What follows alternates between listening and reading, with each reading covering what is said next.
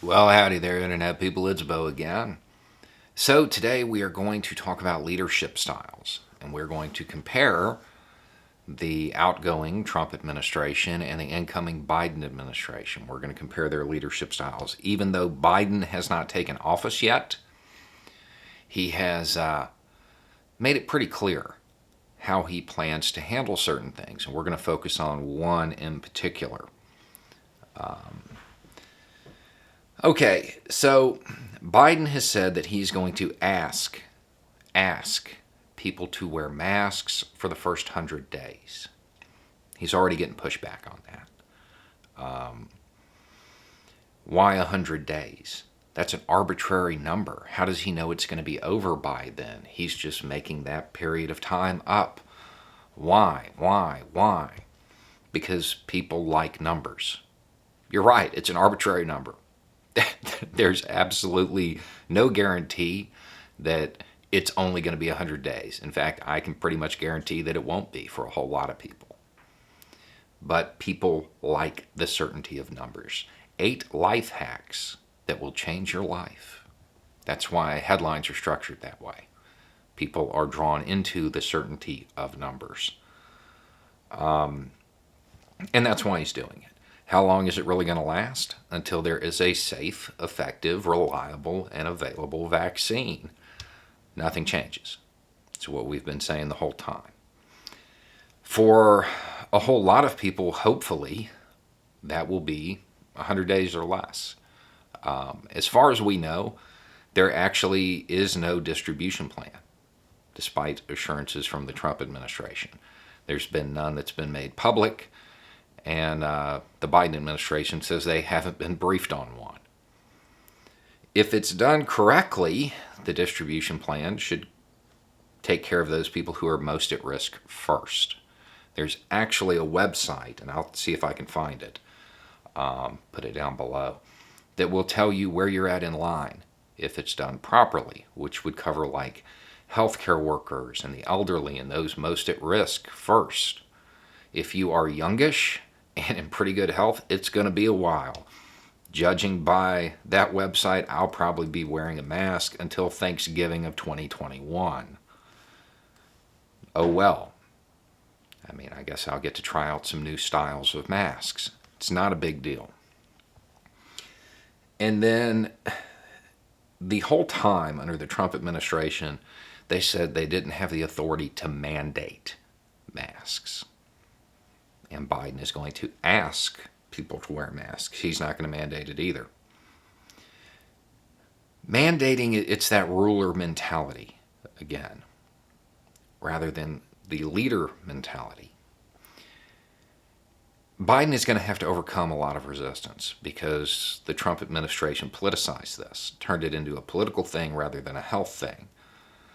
But his hope is that by setting the example and doing everything that he's supposed to and encouraging his staff to do so, that people will do what's right and follow the advice of the docs.